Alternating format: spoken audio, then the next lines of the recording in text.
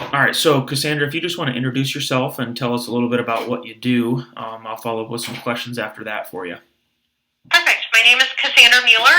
I'm an executive sales rep here at BASE. BASE stands for Benefit Administration for the Self-Employed. So what we do is we help employers of all sizes offer HRAs, which stands for Health Reimbursement Arrangements, to their employees. And I think today we're going to be talking about there is some new legislative pass on an HRA that's available for 2020. Perfect. Say I have a small employer group, 20 employees. What exactly does that HRA look like for them? Correct. So an HRA allows an employer to reimburse tax-free to their employees for their individual health insurance premiums, and if an employer wants to add a reimbursement for out-of-pocket medical expenses, like such as a copay or a prescription, what they call out-of-pocket medical expenses, you can include that also. So an employer can now reimburse through an HRA tax-free to the employee for individual health insurance premiums and out-of-pocket medical expenses. When an employer reimburses through an HRA, the benefits are twofold. To the employee, it's a tax-free reimbursement. To an employer, any amount that is reimbursed through the HRA is a business deduction to the employer. So let's put the employer hat on for a second. You know, when an employer says, I want to offer benefits to my employees, anything you can do that's a business deduction to the employer is the best avenue. You know, in the past, the only way to do that, to have that be a business deduction to an employer, was go get a group health care plan for your employees. Well, now you can reimburse employees for their individual health insurance premiums. Let's say, you know, Cassandra's Photography has 20 employees, and I want to reimburse $200 a month tax-free to my employees for their individual health insurance premium. This is a way for me to reimburse and offer benefits to my employees. Tax-free to the employee, business deduction to the employer. Yeah, that's a pretty cool deal. The reason I suggested some groups looked at it was because I got sick of telling the group every year that your premiums are going up 30%. They had very, very high deductibles on the group health plans, and more or less the employer was just getting sick of raising the deductible and charging the employees more every year. So when we could come in and you show them this HRA as a replacement for that, at least the 3 or 4 groups that I've done, it's worked pretty slick on them. You probably notice that quite a bit with a lot of the groups that you work with, right?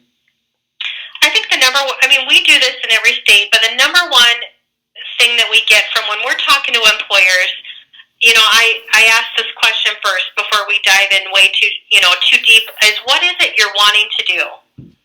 And the number one response that we get most often is, I want to offer benefits to my employees. I want them to know that we offer benefits. I need to retain my good employees, and I don't want them leaving employment to go elsewhere. So this is a great way for an employer to still get a business deduction for the benefits that they want to offer. Yeah. Meaning, you can set the benefit limit for your employees on what you want to reimburse for.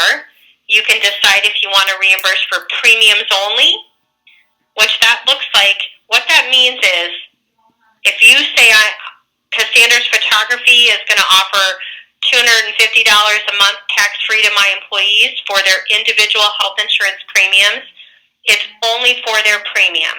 They have to have an individual health plan.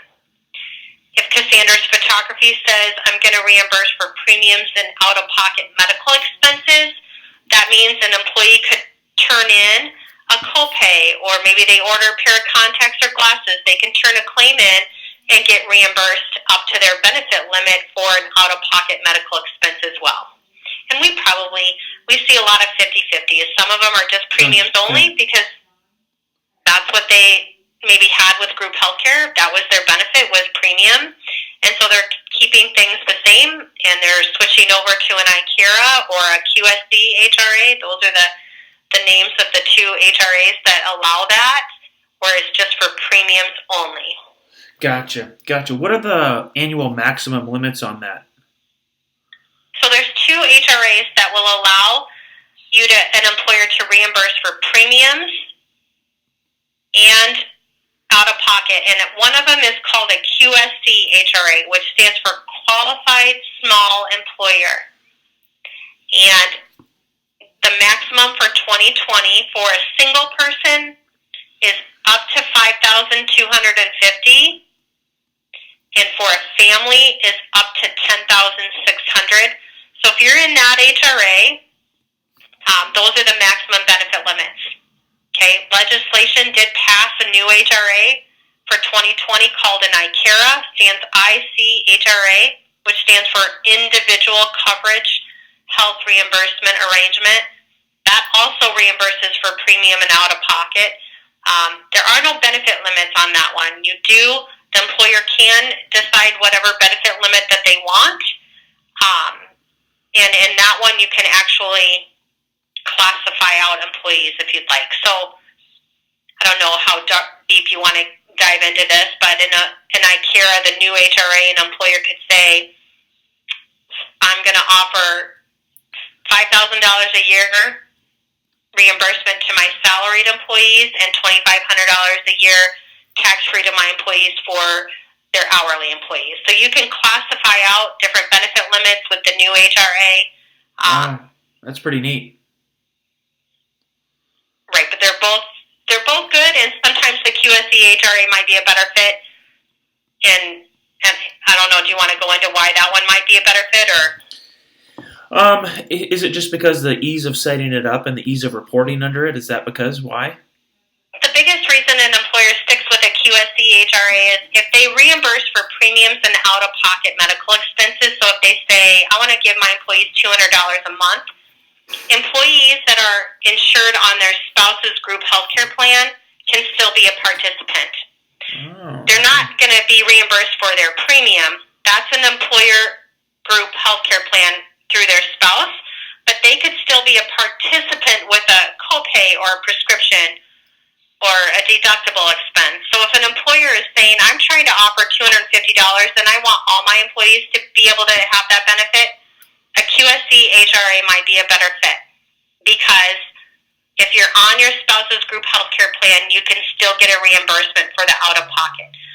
But with the new HRA, the ICHRA, if the one thing that has to happen is you have to have an individual health plan. So if Cassandra's Photography has 20 employees and 15 of my employees have individual plans, they're going to get reimbursed.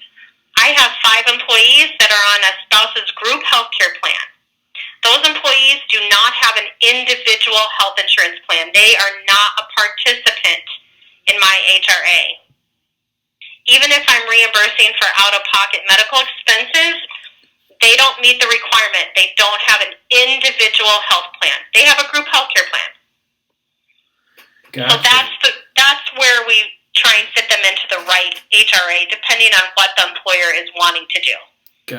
Gotcha. One other question that I think a lot of employers have, if you could speak to this a little bit, is like, what reporting does the employer have to do? What tracking do they have to do? What compliance do they have to do? Mm-hmm. So there's a lot of compliance, and we'll walk them through compliance. There are 3 required notices that have to be given to the employees. Obviously, BASE will create your notices for you. One of the notices is just your benefit limit. The second notice is just giving instructions to an employee on getting on the marketplace and exchange and reporting the amount. So we'll provide the 3 notices. They are given to the employees. And the reporting for the employer is simple. So with a QSC HRA, the amount that you provide to an employee goes on box 12FF of their W-2. So if you say you're going to give $200 a month, you're going to put $2,400 on box 12FF of their W-2. That's that reporting part of it. So we'll walk them through all of that. It's pretty simple. The notices are given to the employees at the onset of the plan, and it lets the employee know that they have to go on the marketplace and exchange and report the amount that their employer is providing them. Gotcha. That makes sense. Okay. One other thing I wanted to finish up with is when they're doing, say we're going to set up that QSE HRA because that's what I'm most familiar with. Essentially, correct me if I'm wrong here, but the conversation I've had with a couple groups is, if you're not required to offer health insurance, this allows the employee to get tax-free reimbursement for premiums and/or out-of-pocket cost up to a specified limit that the employer sets. And then that what allows the individual and families to go out and get a subsidized plan through the marketplace, which the income limits have gotten quite a bit higher the last couple years. So in the plans that I've switched over, a lot of times the employee has gotten access to better health insurance coverage, and actually the employer's costs has actually went down too. Is that something you find common at all or not? Yeah, absolutely. So with the QSE HRA, the amount that the employer is providing the employees, so let's take this example that we've kind of set this whole time is Cassandra's photography. I have 20 employees that average 30 hours a week for me, and I want to offer them benefits, okay? I used to offer group, or I've thought about group in the past, but I'm going to go to a QSC HRA, and I'm going to reimburse my employees $250 a month, tax-free to them, for their individual health insurance premiums. Now, maybe a few of my employees, based on their income level, do receive a subsidy on the marketplace or exchange. Maybe some of my employees, based on their income, don't receive a subsidy at all. And I might have a few employees that are on a spouse's group healthcare plan, so subsidies aren't a factor. So I have all gamuts here. Some have subsidies, some don't, some are on a group. The amount that I'm giving my employees, they do have to report that on the exchange. It does reduce their subsidy, but they still qualify for their subsidy. If they receive a high subsidy on the marketplace or exchange, they can keep their subsidy and they can take my employer dollars.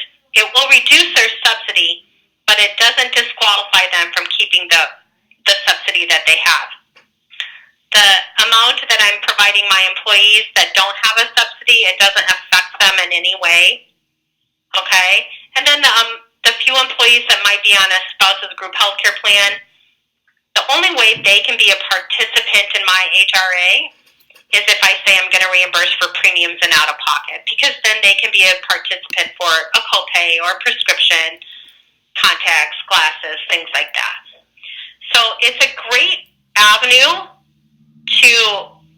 it can be a good fit for all the different situations your employees might have. Yeah, agree. I just wanted to finish with, I think, like you said earlier, the reason that most employers are offering group health insurance at least is because they see it as a big perk, a big benefit to employees. Well, for those employers that don't have to, I think they should at least consider an HRA because of the benefits and the flexibility that allows their employees to get access to tax-free money too.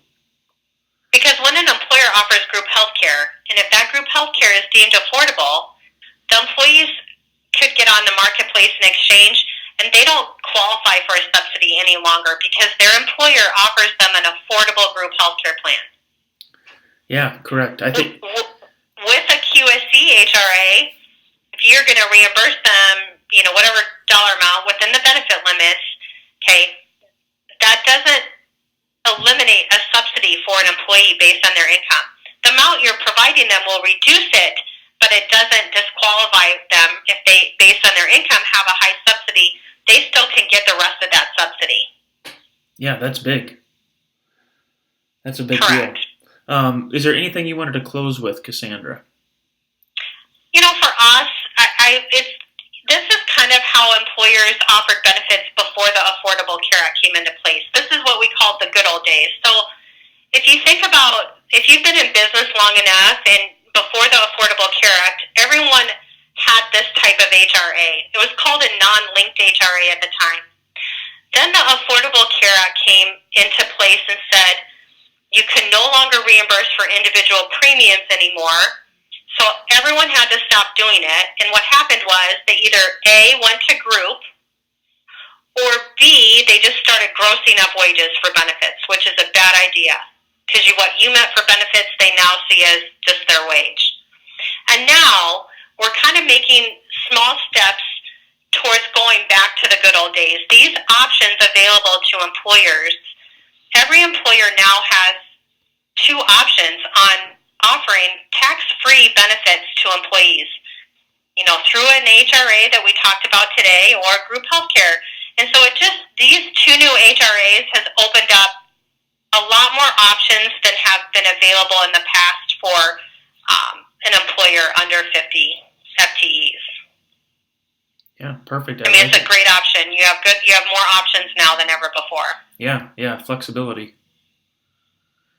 And you guys too, Casandra, you guys do educational things for CPAs too, right? So say there's CPA firms wanting to find out more about these things because they're not up to date on it. Don't you do educational events and phone calls like this with CPA firms?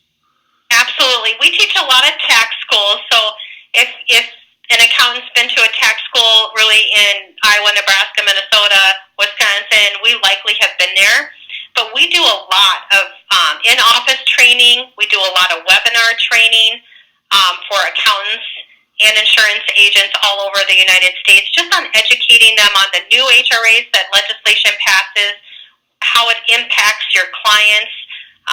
And so that is, anyone can call base or give me a call, and we'd be more than happy to discuss that with them as well. Yeah, awesome. I'll link all your information here as well, Casandra, and thank you very much for your time. No problem. Thank you so much for having me. I appreciate it.